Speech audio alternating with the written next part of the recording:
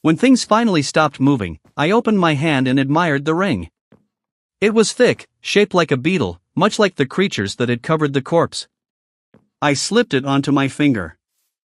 I didn't think much of it at the time, but the irritation on my skin started to worsen. A few days later, I realized there was something off about the way I felt. My neck throbbed, and the skin around it had started to blister.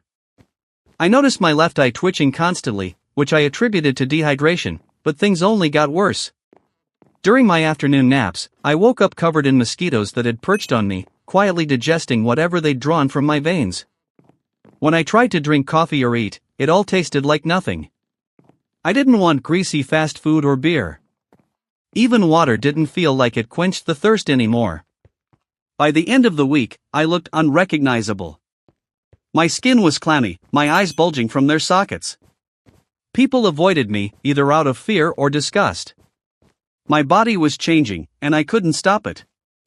I tried to stay focused on work, but I could hear scratching above me as if something was moving on the walls. It wasn't just my imagination either. Large shadows scurried in the rafters, and every time I glanced at the ceiling, I was fixated on the flickering lights. I had a moment of clarity when I saw a web in the shed, full of June bugs and mosquitoes. My hunger, which had been consuming me for days, flared up at the sight. I didn't remember climbing up the steel beams, but somehow, I found myself in the rafters, devouring the insects. Luis had seen me and quit that day. He was never seen again. I needed something to take my mind off whatever was happening to me, so I went to Uncle T's oyster house.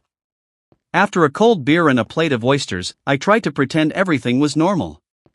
The hunger still gnawed at me, and nothing tasted right.